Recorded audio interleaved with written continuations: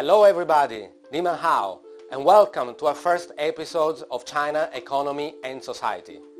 Today we start our first series of documentaries and we talk about Chinese rural economy. Because in order to understand the Chinese economic development model and the business opportunity that China offers, we need first to understand how the rural economy operates. And this is true no matter if your business activity is related to manufacturing electronic products, textile, or any other sector. China economy is a complex and interrelated ecosystem, and the beginning is in the countryside.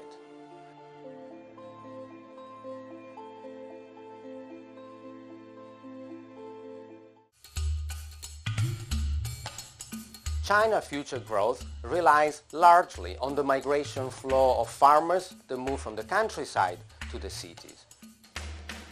This provides an input to economic growth. And this is quite natural. Everyone seeks a better life, higher salaries, better living conditions, and access to more services. China has been very successful in adopting this growth model over the last 30 years, since the opening up and reform policies introduced in 1978 by Deng Xiaoping. This has worked until now. But what about the future?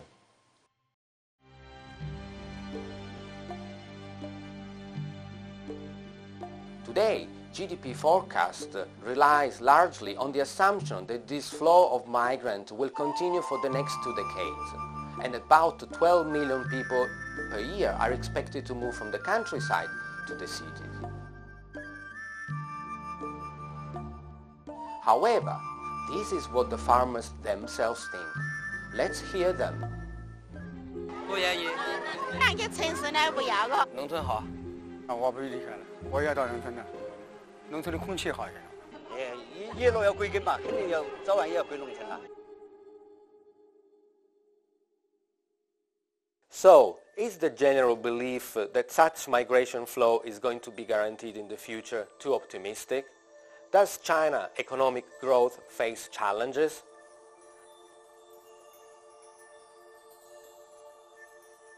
To answer these questions, we travel to Guizhou, in the southwest of China.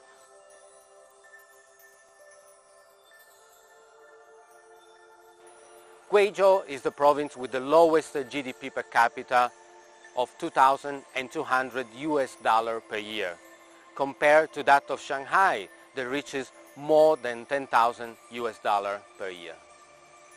Before 1978, no matter how high farmers' production yield was, their income was capped, and therefore there was no incentive to work harder to produce more. Then Deng Xiaoping introduced sweeping reforms that allowed farmers to retain any additional output that could be sold for extra income. One does not have to have a Nobel Prize to understand that this completely changed the dynamics of production.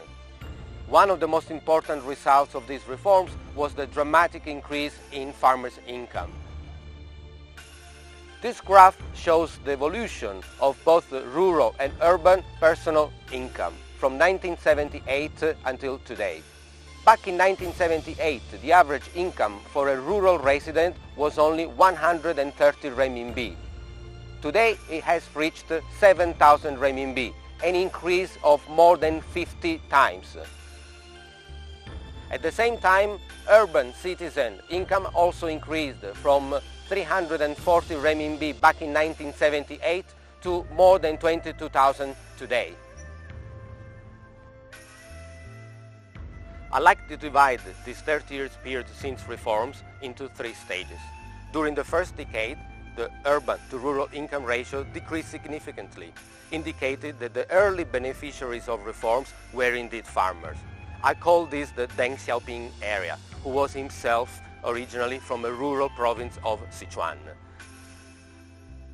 Then, from 1990 to 2004, economic development shifted in favor of urban development, in particular coastal cities. This is the period where Jiang Zemin was a preeminent figure. He himself was a former mayor of Shanghai.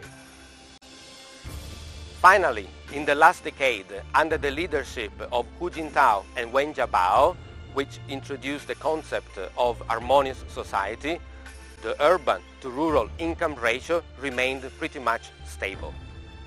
Therefore, if you want to forecast the evolution of this ratio, you simply need to look at the background and the place of origin of the current leadership.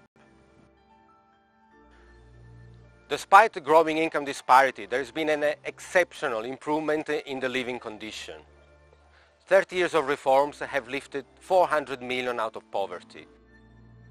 This is an unprecedented achievement in the history of mankind. No matter what your views are about the Chinese system, they have achieved something that no one else has ever done before.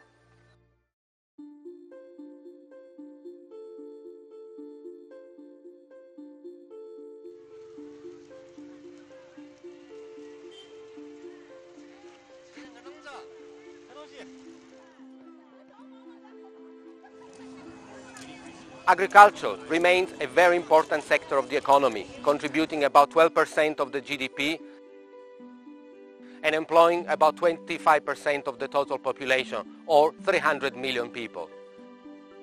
Naturally, climate and geography determines which product is cultivated in which areas. For example, rice is mostly grown in the southern western part of China, where a mild and wet climate favors sometimes 2 and even 3 harvests per year. Corn, wheat, soya beans are normally grown in the northeastern part of China. Unlike Western countries, China rural residents face various challenges, such as access to credit, land property rights, and the hukou system, which is the registration system adopted in China that basically separates a citizen into rural and urban citizens. 吃多少个月了嘞？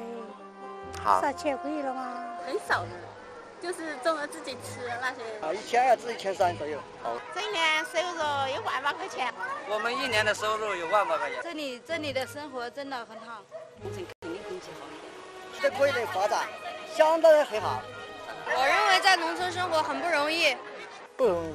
我对我的经济情况不太满意，自己做一点小生意啊什么的，在农村就是这样。开心的事情里面就是一天呢，希望生意好一点呗，就开心了嘛。想到城市来赚点钱，买房子吧。我的梦想就是走出去，以后有自己的事业，然后让家里面的人都幸福。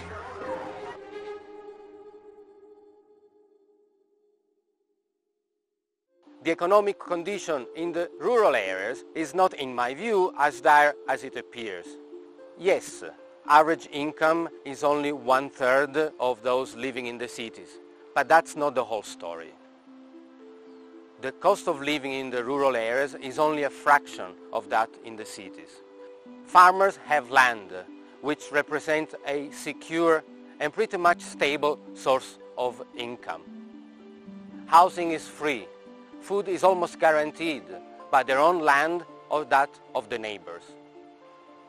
Furthermore, even if working in the fields can be tiring, over the course of the year, only a few weeks are actually spent toiling in the fields, during harvesting and seeding time. The rest of the time is spent relaxing, enjoy the company of family and friends.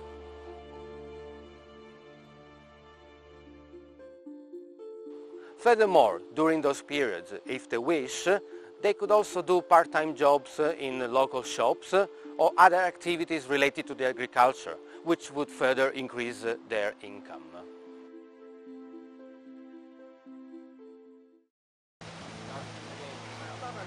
So we know the farmer's income is very low, about $1,200 per year. But we also know that a large part of that comes from other activities, such as part-time jobs or remittance from family members who move to the cities. So that the actual income coming from pure rural activities is only $500 per year. Working as a farmer is not a very lucrative activity. So what can they do to increase their income? A few options. They can buy better fertilizer, invest in agricultural machinery, or move up the value chain. Instead of growing rice, move up to grow peppers or even animal husbandry. But where do they find the funds to invest? Can microcredit be the answer to that? Let's see. Well, I hope you have enjoyed it so far, and we invite you to follow us on our next show. Thank you very much, and goodbye. 再见。